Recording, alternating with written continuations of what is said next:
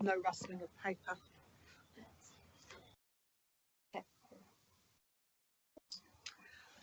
Welcome everybody to Georges River Local Planning Panel. I am the chair of this particular panel meeting, and my name is Sue Francis. And we are currently live streaming from the council chambers in McMahon Street, Hurstville. I have three other panel members with me. I have Milan Mericek to my right, Jason Perica and Cameron Jones to my left. We are the panel who have been appointed by the Minister to determine the specified development applications on the agenda today.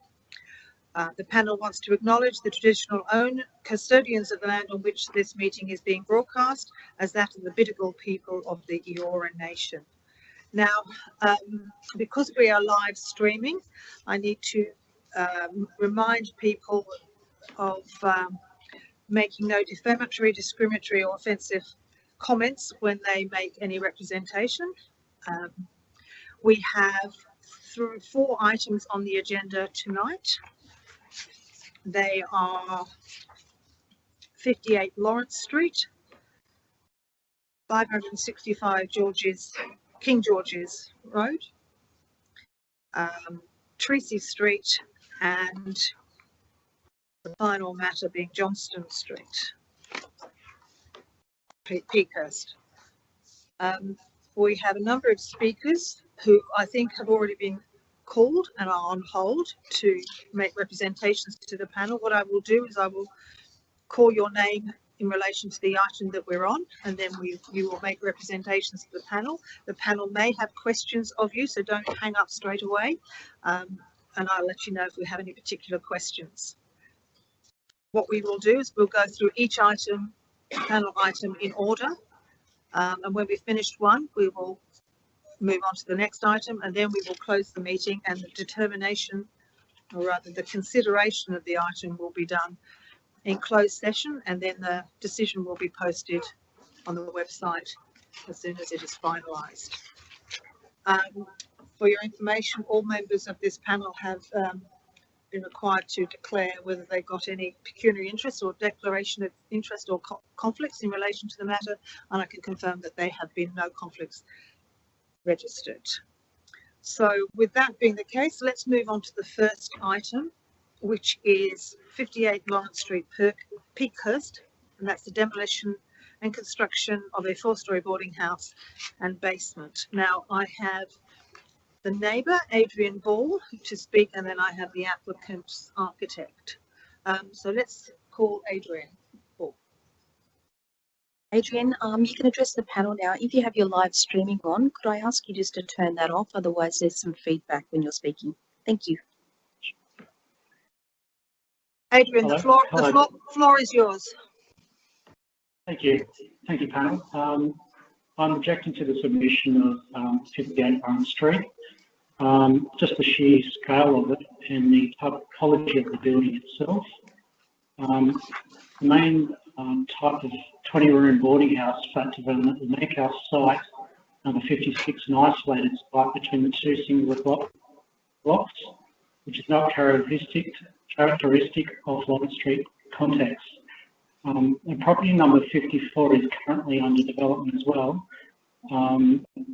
but that's still to be adjourned.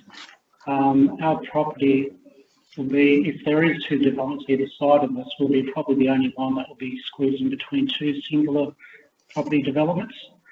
The only precedence that's in our area is 18 Gover Street, which is just the rear street behind us, and that's quite a boxy looking building that is also a boarding house as well.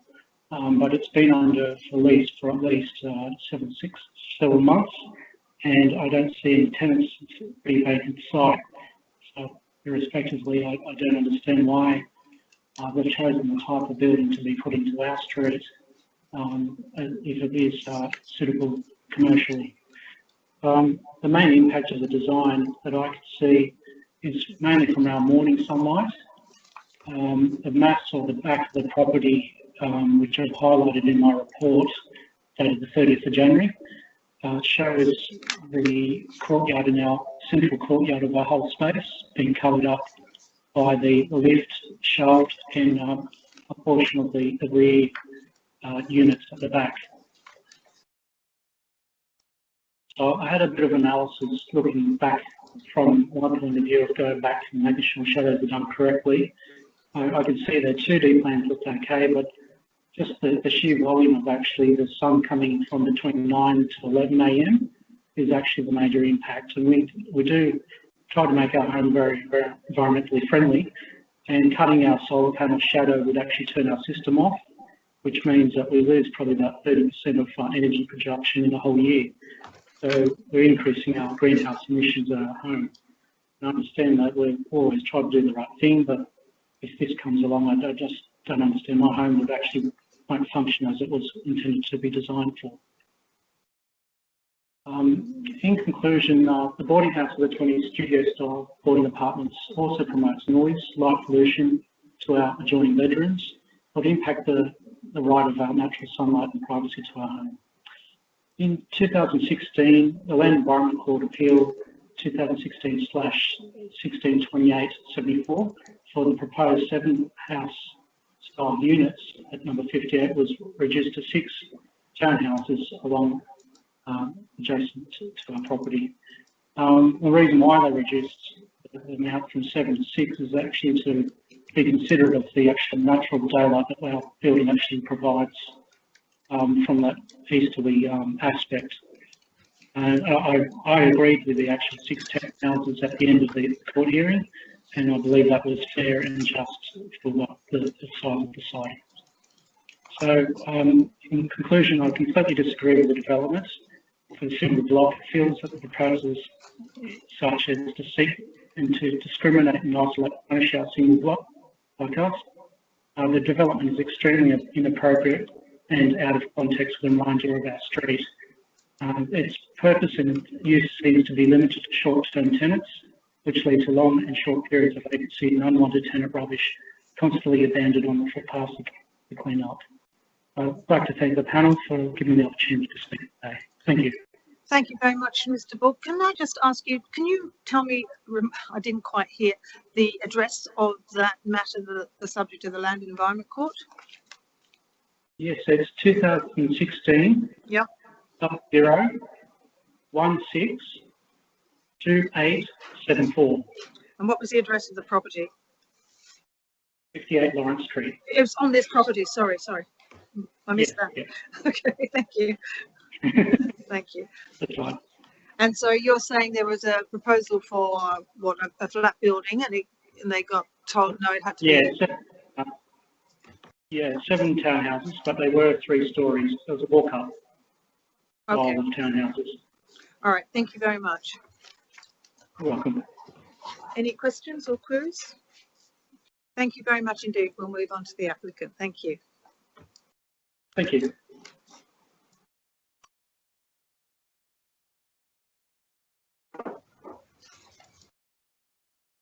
Peter, are you there?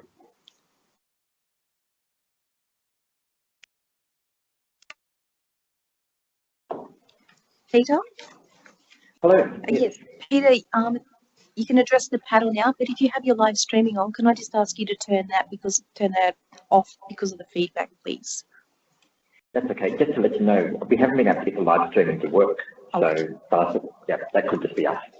Good afternoon, panel. How are you? Welcome, Peter. Peter Smith here. Thank you. I might start by just responding to some of the issues raised by our neighbour kind of next door. I only know at a kind of high level about the previous application that was on this site that was for a 2- and 3-story townhouse development where the townhouses ran down the middle of the site and had a basement car park. The site was subsequently sold kind of early last year, and our client didn't want to pursue kind of the townhouse development on that matter. Apart from that, that's the extent of the previous history of the site that I'm aware of. Thank you. With respect to the solar access, if I can take you to the shadow diagrams, in particular kind of at drawing 851. We're looking. Yep, that's the view from the sun diagram. Actually, don't think we Now, have. if you look at the 10 a.m. Drawing, you'll see where our lift overrun protrudes kind of above the roof. And then to the right of that, there is a ski slope roof. That is the rectangular roof that currently has the solar panels kind of on the neighbour's property. So you can see at 9 o'clock, kind of most of that roof is in shadow. However, once you get to about 9:30, kind of it's starting to become in sun. 10 o'clock, it's in full sun for the rest of the day. So given the context and the heights permissible in the development that is happening along this street, I don't believe that is unreasonable. And when you look at the 11 a.m. Shadow diagram, you can also see kind of those highlight windows kind of that give light into kind of the living room. And in front of that, at the bottom right of that diagram, you can see a short kind of scullion roof, and in between that and the other flat roof is where that courtyard is. So that from 11 a.m. that courtyard is getting kind of full sun kind of throughout the rest of the day as well. We also stepped the building down on that part of the property as well, kind of cognizant of the overshadowing impacts that could occur if we had an extra story in that part of the building. The main thing I wanted to discuss today, kind of we are on the whole very happy kind of with the assessment report kind of that was prepared. And really, if there's any questions that the panel has, we're here to answer those questions. But I am, and my client is concerned about the second condition in the deferred commencement consent that requires the removal of one of the rooms to, quote, kind of bring the proposal into compliance with the minimum car parking controls. So the report states that this is on the basis that the SEP requires, or doesn't quote the SEP, kind of, states that 0.5 spaces per dwelling are provided for each boarding room, of which we have 19 rooms, which would require 9.5, and kind of rounding that up to 10, kind of we agree that that's the appropriate kind of process, and also requiring 1 space for the manager. Clause 29 of the SEP lists the development standards that cannot be refused or cannot be used to refuse consent. And one of these, that's kind of 2E, kind of lists the car parking requirements that, if satisfied, the consent cannot be refused. Now, I want to take you to the particular wording of that clause, because I think that's important. Kind of the car parking broken into 2 components. The first being that at least 0.5 spaces are provided for each dwelling. So we've got to provide at least half a space.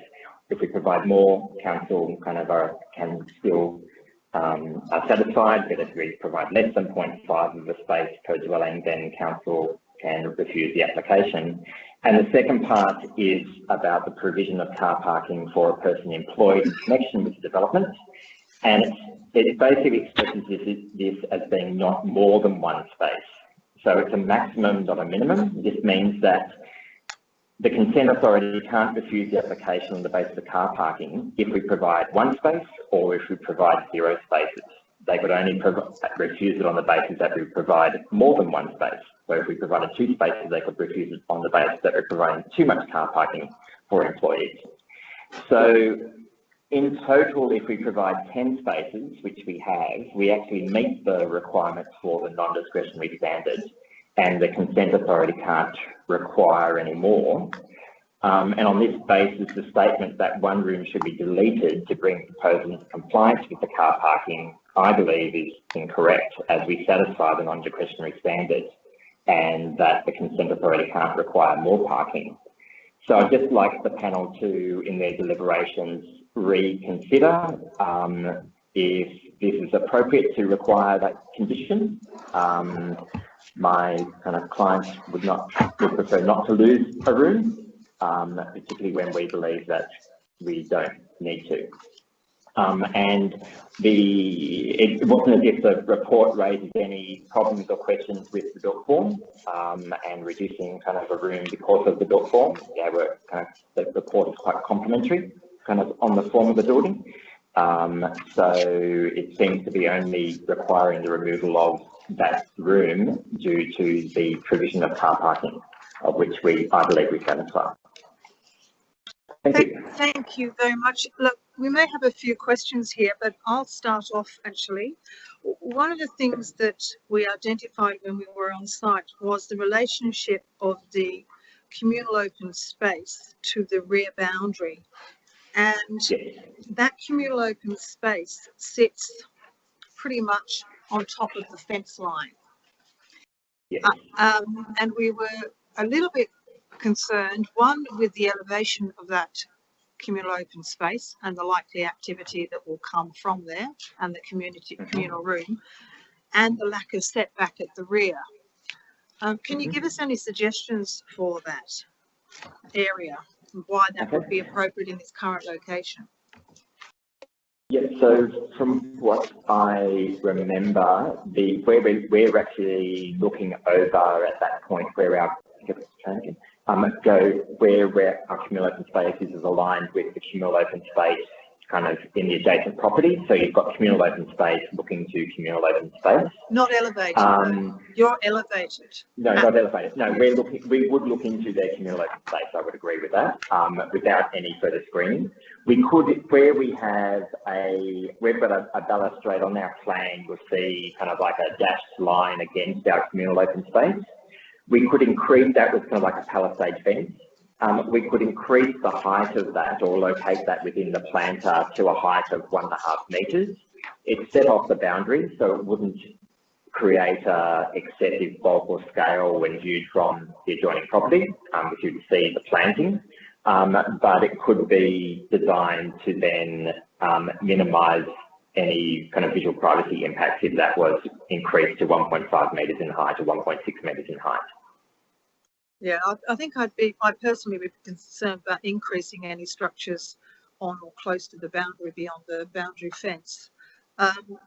We were contemplating whether you could reorientate that communal open space so that it runs east-west across the communal and managers' rooms and sets off the west boundary so that the relationship to number 56 is improved.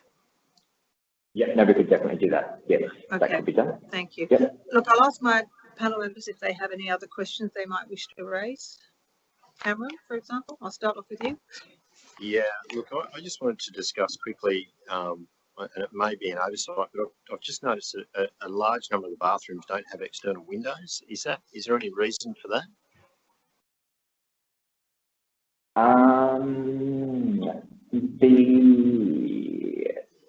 Not entirely. There was a couple of windows which we did remove as a result of some discussion during the DA assessment. So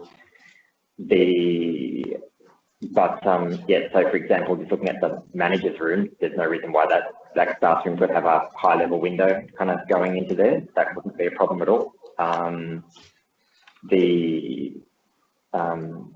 Moving up the building, kind of, yes, there could be a bank of windows kind of also in, say, for example, on the first floor, kind of Studio 102, kind of there could be a slot window that runs kind of on the right-hand side of the basement, could run kind of up there as well. Yep, it looks to be very easily resolved. It just, from an amenity point of view, might be better. And am I reading the plans right that the area over behind the garage door over the driveway, is that just an angled metal roof? It's sort of raised above the entrance to the driveway on the way to the basement?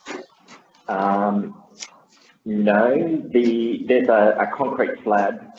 So on that level 1 where it says roof over basement, that'll be a concrete slab. Right. Okay. So if I go as per section A, that there's a huge amount of space there in height. Is there have you got any ideas on how possibly to treat that and reduce that in height over the neighbour's boundary there? Well, we could slope that slab and have it a slope roof rather than a straight roof, a flat roof. What I know about we could put some planting kind of on the top, kind of there as well. Is there potential for planting to soften that? Yes, there would be. Yep, we could put a garden up there, like even a succulent garden or something like that, something that wouldn't increase the height of the wall. Could work. And as you said, we've got a bit of depth there. Once we get clear of the roller shutter, we went for a roller shutter door rather than a panel lift door. That would mean we could get some more depth behind that and step that slab down and get a nice deep planter through there. Definitely could. Yes. Thank you. Yep. Jason, any questions, please? Yeah, so can I, just to understand your argument about the construction of car parking, what you're saying is because, in your view, you're complying with the car parking, that would be illegitimate to refuse the unit or the extra room, as council's recommended in the third commencement on the basis of car parking. But if that is the case, then we can check that. Given that looks from the height blanket diagram that I assume you've provided, that green blanket part of that room does see only a small part of it is above the height plane. If the panel was to require deletion of that room based on height or form and stepping up the building down with the topography, you might disagree with that, but what would you say about the legal legitimacy of being able to do that? You've got every right to do that because it's not about the car parking. Yeah. I don't believe that apartment is above the height limit there, but yeah, there's nothing stopping you from choosing another reason. Just not that. But just on the basis of the car parking. Yes. Yeah. Okay, thank you. Just a quick question. In terms of your waste room, in terms of taking the bins from the room onto the curb for collection, yes. Can you just explain the path that it goes through? Does it actually have to go up and down some stairs to get the bins out? No, there was a ramp there before. There are now stairs. Yes. That can probably, yeah. When we amended that carpet ramp, the driveway ramp that's now there.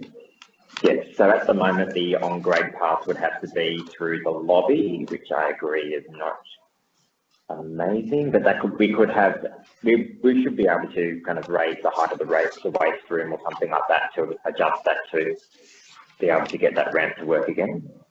Yeah. Yeah. Okay, I don't have any other particular questions. Does anyone else before we move on to the next item? Okay, thank you very much, Mr. Smith. We will now move on to the next item. We'll deliberate this when the meeting is closed. Thank you very much. No problem. Thank you very much.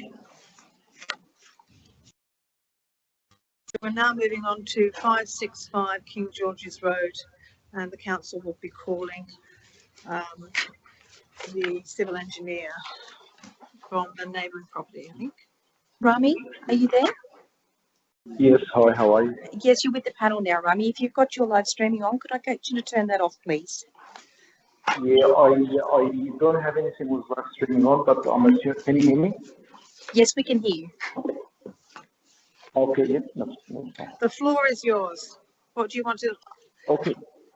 All right, I'm just very quickly, I've got my parents live in the area, and I had a look at the plan. We're actually looking for like something like that boarding house, the one that's similar to that King George's Road. But I'm just wondering, like, why you're refusing this building, and I would like to say that I'm with that the building and would like to support it if I can. Sorry, I missed that last point. Sorry. What was your last point? You'd like to what? Sorry. Yeah, I would like to stand with the building. Look, as I said, I've got my parents. Basically, you support the proposal. They live in the. Yeah, strongly, yes. Okay. And as I said, I've got my parents we can't find anything or similar in the area for them. And we would be much appreciated if you can maybe like help the builder or the owner to develop this building. It would be much appreciated. Right, so you're suggesting that it's something that you might want to utilize for your parents, is that right? Yeah, 100%. Yeah. Strongly support the building or the construction of this building. Okay, thank you very much, Rami. Any questions? No, that's okay. Thank you very much. Thank you. So, Mr. Youssef?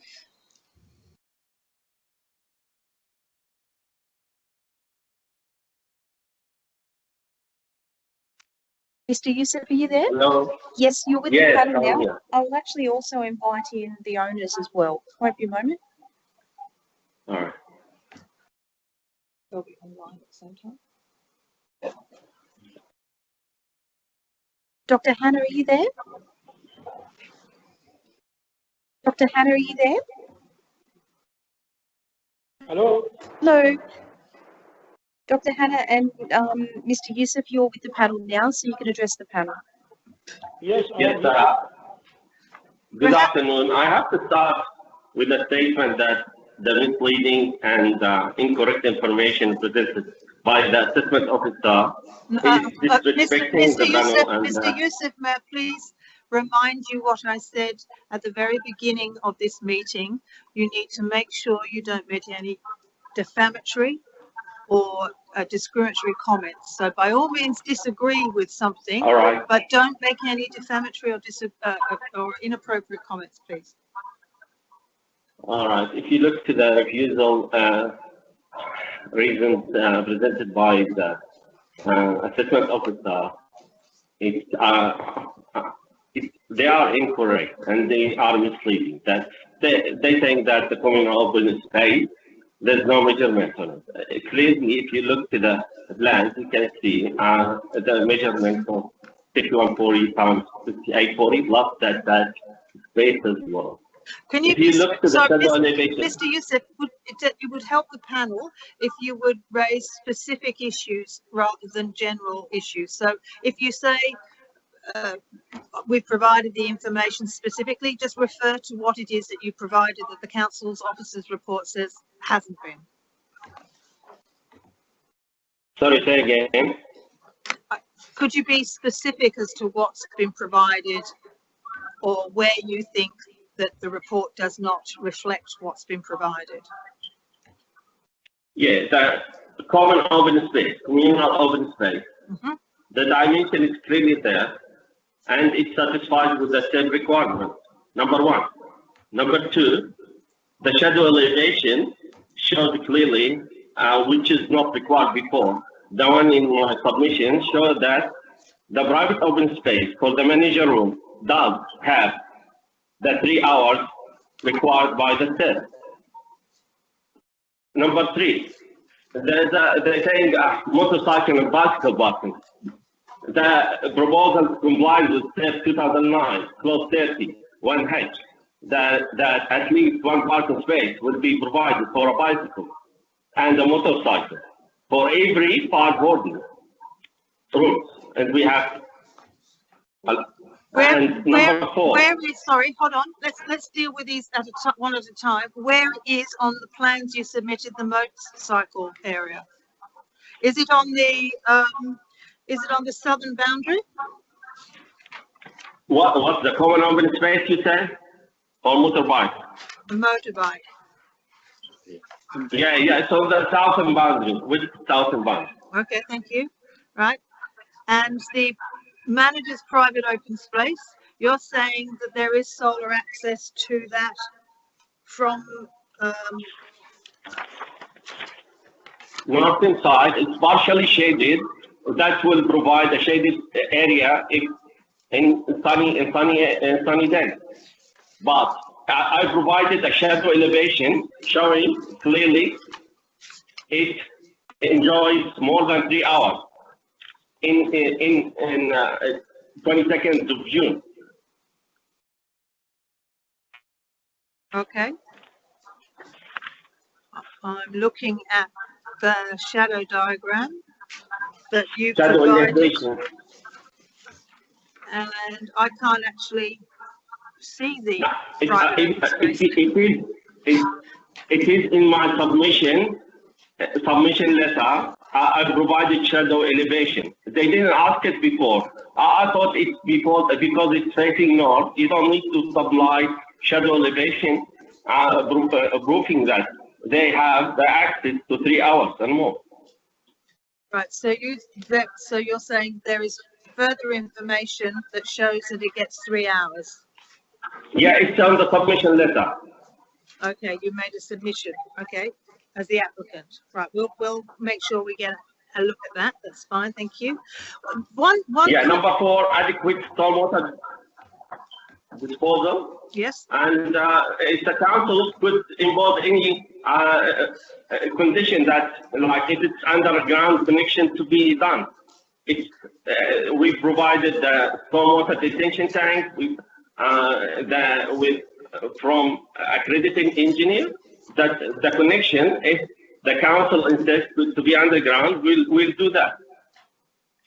And number 5, now the Transport New South Wales saying, and the council, there's one-way access. We have two-way access. The access, by the definition of 2890 Australian standard, is the first 6 meters from the curb. We're providing more than 10 meters of two-way access. They saying about the roadway, which is one way, which complies with 2890, with the Australian standard. So number 6. Hold on. Let me just hold on, Mr. Youssef. Now, you do understand that if we don't receive concurrence from the Transport for New South Wales, the council nor this panel can approve the application. We can provide, it can be approved by the first commitment. The Transport to New South Wales. No, please listen to what I said. It is a concurrence requirement, and the Transport for New South Wales has declined their concurrence. In those circumstances, the council nor the panel have no power to grant approval unless that is resolved. Have you spoken to Transport New South Wales, knowing that they have raised concerns? Have you gone back to them to amend the proposal or discuss the matter with them? Yes, and they replied that because the council told them it's going to be refused anyway, that's why they refused the concurrence. I've got a letter from them, a official letter. I mean, at the moment, the council has only an information that declines their concurrence. Now, the RMS does not say no because other things might be said no, and we can only rely on what's in front of us.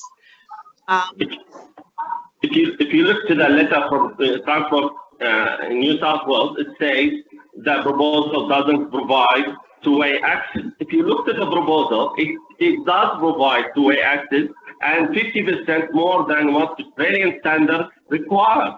Now, I understand the words that you're saying, but the RMS has had this plan, they have seen your plan, and they have provided the advice on the 14th of July that they don't believe it's satisfactory, and they have not provided their concurrence. So my question to you is, on receipt of that on the 14th of July, have you spoken to the RMS about changing their position? Yes, we did, and they replied with a letter saying that, stating that the council asked them to refuse the application because they're gonna refuse it anyway. We have this statement, written statement. Okay, well, if you sent that into council, we'll have a look at that. Okay, number 6. The council stating that the proposal didn't provide acoustic report. We did provide acoustic report, and if you look to the submission letter, It is from Koyakas Aquatics, and on the council checklist, they checking that we did provide that. And if you look to the council website, you can see the aquatic report inside the application. I'm wondering what's the reason, how it can be written. What do you describe that? I can't. Number 7, access and mobility. Like, so the proposal deficient of one accessible space. If you, council doesn't refer to in which planning instrument they use. If you use the NCC, which is formerly known as DTA, table D 3.5, if you go to class 3, it says one space every 100 car parking. We only have 7 car parking and we provide one space. If you go to Australian standard 2890.6, they said 1 car space for disabled for every 10 car spaces. We have less than 10 car spaces. So again, misleading and incorrect information. If you go number 8, you want me to proceed to number 8? Yes, please carry on. Yes. And now, they're saying about tree protection. We're happy to provide a tree report, a biodiversity report with the CC to make sure that we fully protect the tree which is on the boundary of the proposal. Now, in conclusion, the proposed development has substantial town planning merit by providing good amenity and affordable rental and housing opportunities in a very well-serviced location, as encouraged by State Environmental Planning Policy 2009. The proposed development complies with State and Georges River Council planning instruments in all aspects and represents precisely the type of high amenity, low-cost boarding house accommodation, which is particularly encouraged by the State planning policy. We strongly believe that application should be approved subject to appropriate conditions. If you're talking about the Traffic New South Wales, we as a town planner, we believe that the deferred commitment can still be applicable until we get the concurrence. Thank you very much. Okay, thank you very much. Dr. Hannah, are you there? Yes, I'm here, yes. Do you want to add anything that's already been said? Yes, I have several items to present it for you because it is very important statements.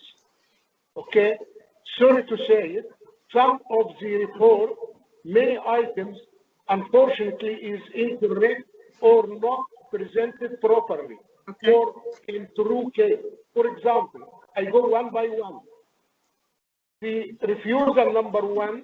The landscape treatment of the front setback is incompatible with the stream existing.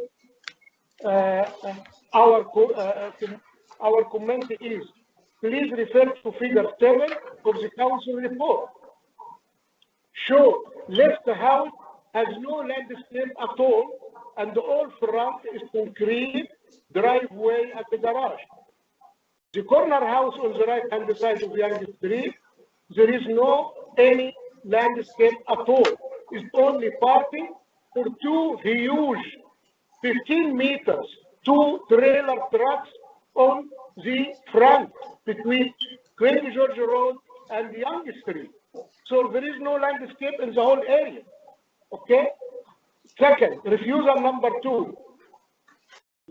Which is very important now, I add what is our architect said. The transport of New South Wales has not granted concurrence to propose the development due to the proposed single driveway layout. Please look to my attachment number 1. You can see there is 2-way driveway.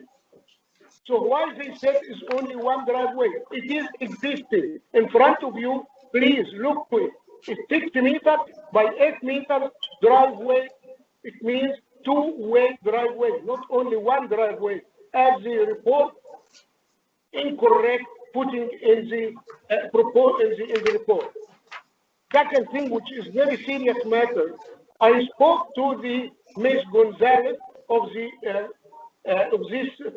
Transport New South Wales, asking her about me, and the owner was next to me about this matter.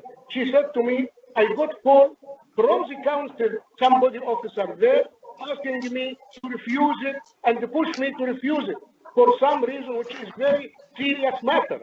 And this support what I am saying. Two witnesses, me and the owner, next to each other, hearing that from here. Okay, and support what I am saying is her email to us from Narelle Gonzalez, attachment to number 1A. Please, I can read it for you quickly, part of it. Please be advised that while Transport New South Wales has not provided concurrence, this concurrence is essential only for the vehicle crossing in Queen George Road Council. Should they wish to, can approve a DA without our concurrence support, if they deem that the rest of the development is satisfactory and the condition of the Transport New South Wales RTA concern to be addressed post-consent. Okay? It means, you know, the council, in his mind, to refuse it by any way and to push other people to help them to refuse it. Can I just stop you there for a minute, Dr. Hanna? I actually had copies of these the documents to which you refer, and I've just read the text email, sorry, from the Department of Transport in New South Wales. I actually don't agree with what they say in terms of the power of the panel to approve something in the absence of a concurrence. It is, I don't believe that's actually correct, but I will refer to my other panel members. So notwithstanding what Narelle has said in her email to Mr. Azam, I'm not sure that that is correct under law. If we don't have their concurrence, then we cannot approve the application. So carry on, please. If something built on something, incorrect, this is serious matter. If we have two-way driveway, why they said incorrectly, one way only? Why they put something, sorry to say it, wrong? They said something wrong in the report. No, I think there might be a misunderstanding or misinterpretation of what is being said. Whether you have a particular width, I don't necessarily think that is the issue. It's about manoeuvring off a very fast road and the ability to turn into and out of that driveway without crossing over the path of the other, where another car may be sitting. And I think those are the concerns that relate to the width of the driveway for an intensified use. It's not a function of the current house, which is for one family. It is for an intensified use of this site. So that is the concern. It's about the manoeuvring of vehicles safely on and off King George's Road. It may not be able to be resolved at this minute in time, but those are the issues I think that we're talking about. If you give us, grant us deferred commencement approval, I promise you, I will get their approval, because we have submit them with two-way and the two very respected traffic consultant engineers, two reports. One of them is 35 pages, the other one 50 pages, showing how the car going in and out. Unfortunately, again, the council report and the council officer ignore all of these things. They have in their mind to refuse it for some reason which we cannot understand why. And I hope that the planning panel be fair with us and approve it to show that the council officers not put the things right and the truth face and correct. Okay, Dr. Hanna, sorry.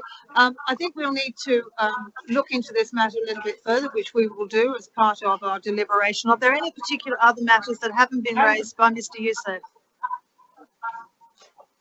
I am happy to put official complaint to the general manager and the mayor about this matter, because there is something going wrong here.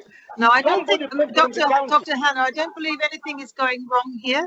And you may write to the general manager as much as you wish, but please don't believe that there's any personal issue or any particular concerns that you should have as to the assessment process here. What I'm trying to do is to get to your particular concerns or particular issues you want us to know that you believe you have satisfied over and above what your Mr. Youssef has already told us. We have satisfied the legal things, which is a number, I can tell you the number of the act of these things, which is as per Australian standard 2890.1, section 3.2. So maneuver and the two-way driveway going in and out, no way to stop in the King George Road traffic at all. So while the council did not, which I insist, did not give the RTA the right plans, they did not. They give them something wrong plans, or maybe they didn't. They give them all the plan, which is only show single driveway. But we put in the review report, we put two-way driveway. Dr. Hanna, what I will do is, before we make any decision on this matter, I will check with council staff what plan they forwarded to the RMS. The subject of the RMS is declining to issue their concurrence, which was received on the 14th of July. I will double check that they sent your review plans, which are attached to this report. So be assured that I will check that out. I said to your honor is, unfortunately, somebody from the council called Ms. Gonzalez. She told me that personally in the telephone, and the owner was next to me. Somebody asked her, rejecting it, push her to rejecting it by any way. Don't give them concurrence to approve it. For why? I don't know. Well, let's move away from anything that you might think is a personal concern. Let's just move on to the specifics of this application that you think you have satisfied. Now, Mr. Youssef has told us everything he thinks he has addressed. You've just talked to us about the RMS issues, and we will look at all the legislation because, hold on, we will look at all the legislation and make sure that the RMS was sent the right plan, and we will confirm that. But what I want to know from you, before your time runs out, which is very short, whether you have any other particular issues beyond the ones you've already said that you want to raise with us. I have another issue quickly. I will say it quickly, please. We report landscaping consultant for tree protection. Please see attachment number 3, right? And I am happy to put 2-3 adult tree on the back in the deep plantation area, as if something happened to this tree, which we will protect it as much as we can, with another 2-3 plants we have. Yes, another thing which I have as donation to the government to plant more trees to replace the 2 million trees burned in the national park last year. This 2-3 million trees burned off. I am happy to give donation to the government to plant more trees to replace this burned off trees in the state national park and the Blue Mountains last Christmas time. Another thing which provides to traffic. Second, another one, clause 67 of the council report, unfortunately incorrect, true, that we did not provide acoustic report. I have been open the front to the acoustic engineers to put special equipment to measure for 1 week measure the noise coming inside the area. And then we submit, and suddenly in the report in front of you, denying that we did not submit acoustic report. This is a joke. Why he said untrue things like that? We submitted and then, no, we did not. Why? Another thing. Where does it say that the council doesn't think that you submitted an acoustic report? In clause number 67 in the report, council report incorrect rules that we did not provide an acoustic report. It is very clear. That doesn't say that. It says it's not been provided in relation to considerations under clause 102, impact of road noise and vibration on non-road. So they're not saying it. We put the report also two separate things. Sorry, I haven't finished. The paragraph doesn't say that you didn't provide an acoustic report. It says that your acoustic report hasn't been provided in relation to the considerations under clause 102 of the SEP. So has your acoustic report addressed that? Yes or no? Yes, we supply acoustic report addressing clause 102 of the SEP. Yes, yes, we did. You can see the report. It's 45 pages. Vibration, acoustic, everything in the report. 45 pages. Can I just say, as a panel member, I'm finding it. Look, I just prefer it if you stopped making this all against council staff having some vendetta against you or trying to mislead the panel. I just want to hear your comments without making them so why hard. they denying our right? Why they denying our submission of the report? Why? You've made that point several times. Against anybody. Right. Okay. On the reverse, why they are against us? Okay, do you have any other particular issues you wish to raise? Yes. I just draw your attention of the proposed Georges River Council regarding Beverly Hills Town Center Master Plans, which proposes 8-story on the corner of our site. And then the report says we have a bulk. Our things is bulky developments. How about, our site is 850 square meters, and we are only use 400, which is less than 1 to 0.4 of our entitlement. We're entitled to 510, we just use 400 meters.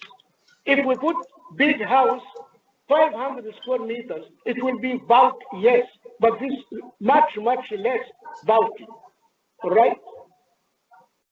That's your statement. And we put submission with the petition. Over 35 people from the whole neighbor submitted to the council supporting the Beverly Hills master plan and asking the council also to include all of our houses in their proposal to be high-rise. So this means, I hope in the future, the site will be all around us high-rise. And even in the existing master plan, we put at the corner of our site, 8-story, you can check that with the council. Yes, hold on, Dr. Hunter, that has nothing to do with what we're considering today. Your site is in an R2 zone, and anything beyond 9 meters is the maximum height. So what may or may not happen in the future is not relevant for this particular matter. Okay, all right, I can see from the report, all the items of SEPP, all the things comply, yes. Only 1 or 2 items which we said about it now, that it was unclear or denied or just hiding it for some reason, all right? But all other items we are proposing, the set, FSR, height, no social, no economic impact on the area. FSR is right, height is right, all items say comply with the old FCC PAPP. Car park, we have extra 1, not less, because it, according to the state and car parking is 0.5 per unit. It means we need 5, we put 6 car park. Plus one for your- Anyway, Yeah, okay. as last thing, please, I need from you to be fair with us, and if you something not you don't want it, or we like to impose any conditions, give us deferred approval, and I promise you we put everything with the conditions approved as deferred commencement approval. We do it. And I promise you again, I will get the concurrent approval from the RTA. As she told me, if you get approved everything, I will give you the approval. Okay, She told me Dr. that, Hannah, and Dr. Hannah, I have someone else, Ahsan Hannah, who also wants to speak. Are they going to say anything more than you have? Anyway, thank you for your time, and I'm sure I did it for you. Sorry. No. Okay. Dr. Hannah, Last thing I just asking to do. Dr. Hannah, can I ask you a question? Dr. Hannah, it's Nicole. Just wondering, Mrs. Hannah has also registered to speak. Does she wish to address the panel as well? Yeah, Anything new? She asked me to tell you, asking her to be fair with her. I can. Okay, so you're speaking on Mrs. Hannah's behalf? Yeah, 1 second. She needs to know to me here. Okay, so everything you've raised is in accordance with what Mrs. Hannah was going to raise as well.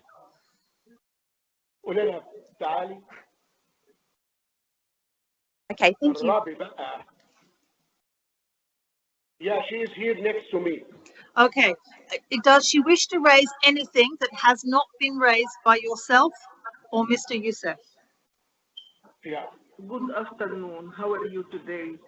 I am very old girl, but I am not speak English good.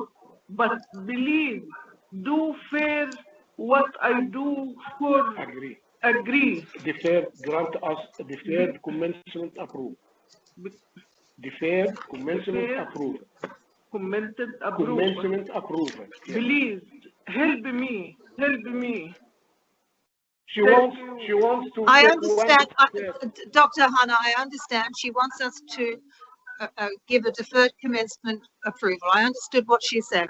And unless there's anything more that you wish to say or on Mrs. Hannah's behalf, then I think we need to finish this item now, and we need to be so that we have the opportunity to look at the issues that you've raised. And I see the council not report or not right. Yes, but we've already heard that. Help me, please. Okay, thank you very much. Thank you. Thank you very much indeed. Okay, we'll now close this item and we'll move on to the next item on the agenda. Thank you very much. Sorry, Miss Francis. Sorry. And thank you. Okay, thank you. So we're now going to move on to Shop 1 Tracy Street, and we have John Lack to call.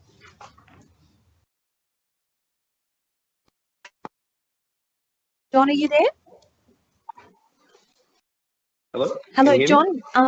You can address the panel now. Thank you for waiting. Thank you, John. Quite all right. Thank you very much. What are your concerns? I'll just start by saying I've never done it before, so that's okay. It's new for us all. Oh, great. Okay, perfect. We're on the same boat. Okay, so about my opposition to this development, I'm speaking from the perspective of somebody who's going to be living directly above this store. So we haven't moved in yet, still waiting for settlement. So we purchased the unit directly above this restaurant. And at the time of purchase, when we purchased it with the knowledge that the development underneath would be an office, not a restaurant. Otherwise, we would not have purchased there in the first place. So that's my perspective. Also, this is not an investment property or anything like that. We're planning to live there for the long term. Me and my wife, who's pregnant, we're planning to, live a very long time there and raise kids there and all that kind of stuff because of that particular area. So, having said that, I'll look into my particular, complaints regarding the development, just to save you all a bit of time and today. So my first primary concern is about noise generated by the development. So when we first decided to purchase the apartment above this particular shop, as I mentioned before, it was an office, and we assumed it would have typical office hours, sort of 9 to 5 or 9 to 6, and had sort of typical level of noise.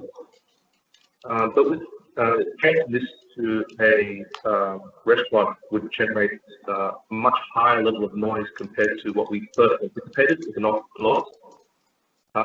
Excuse me, Mr. Lack, can I ask you why you believed it was going to be an office? That was what it was zoned at the time when we purchased, and that was what the developer told us that it would be. Was part of the development application that they did at the time, I believe. I mean, the zoning allows a whole range of uses, restaurants, many uses of which can change over time. That's why I asked the question. Oh, that's fair, I suppose. Look, I'll be honest with you, I don't deal with developments or anything like that. No, I appreciate that. I'm not sure what the ins and outs are. No, that's fair. So when we purchased, we assumed there would be an office. It was meant to be a restaurant from the first place. Why didn't they just make it a restaurant in the beginning? If you know what I mean. So, this sort of, I guess, almost the last minute switch type of thing really threw us off, which is a big concern of ours. Okay. So you're concerned about noise, and you're concerned about what else? The second concern is about smell generated by the restaurant. Yep.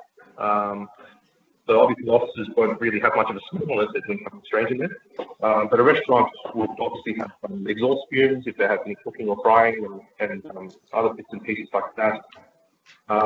Being the unit directly above this development, we would be the most impacted by any potential smell that may come out. I mean, I'm not saying that there will be, but who's to say in the future, you know what I mean? Yes. So that's one of our concerns. And also the plans don't seem to clearly indicate any sort of exhaust or any cooking smells. No, I accept that. There's nothing shown on the plans. It will be a question we'll ask the applicant. Mm-hmm. Yep. So that's the smell complaint. Or concern, I suppose. And I really can't. I mean, I don't know much about development, but I don't see that could go to without affecting anyone because it's at the ground floor, and no matter as far as I can, no matter where it goes, it's going to affect somebody. So that's the more subtle concern. Third concern is about security. I understand that this restaurant will be using the basement's car park there with several spaces allocated that will be used for customers and their workers and the like. There's only one kind of entrance including it. And if we share it with customers and the like that come to this establishment and supposedly, I assume that he can drink alcohol as well. If there's any excessive alcohol consumption and they, go pick up the cars underneath, for example, we're concerned about security issues in that respect, and also just the fact that increased usage of one entrance that we have will increase security concerns, or rather decrease security in general from that perspective. And also the fact that it's a bar as well, I don't want to comment, but I imagine that some people would perhaps drink too much and could become drunk in the toilet in the immediate vicinity of our future apartment. And that didn't talk with certain because a lot of people that are moving into them, people that I know, they live there with young children, young parents. They live there for a reason. Schools down the street, park around the corner, great park by the way. Shops over the way, and so the introduction of a restaurant that also serves alcohol is a security concern for us, or for me.